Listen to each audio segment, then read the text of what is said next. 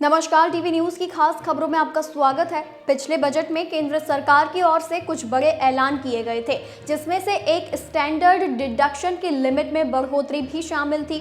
नए tax regime के तहत स्टैंडर्ड डिडक्शन को 50,000 रुपए से बढ़ाकर 75,000 रुपए तक कर दिया गया था। वहीं इस बार महंगाई आरबीआई के तय दायरे से बाहर चली गई है, जबकि अर्थव्यवस्था की ग्रोथ में भी गिरावट का अनुमान है।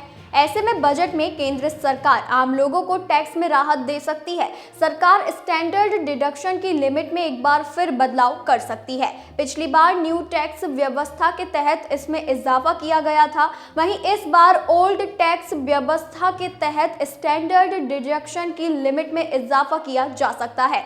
अभी सैलरीड एम्प्लॉय और पेंशनर्स पुरानी टैक्स व्यवस्था के तहत 50,000 और नई व्यवस्था के तहत 75,000 की मानक कटौती का लाभ उठाते हैं। एक्सपर्ट्स का कहना है कि इसे बढ़ाकर 1 लाख रुपए किया जा सकता है। सरकार नई टैक्स व्यवस्था के तहत आयकर स्लैब में और बदलाव करने पर विचार कर सकती है, ताकि अधिक टैक्स पेयर्स को इसे अपनाने के लिए प्रोत्साहित किया जा सके। खास तौर पर ऐसी अटकलें हैं कि 30% टैक्स रेट 20 लाख से अधिक इनकम लेवल पर लागू की जा सकती है।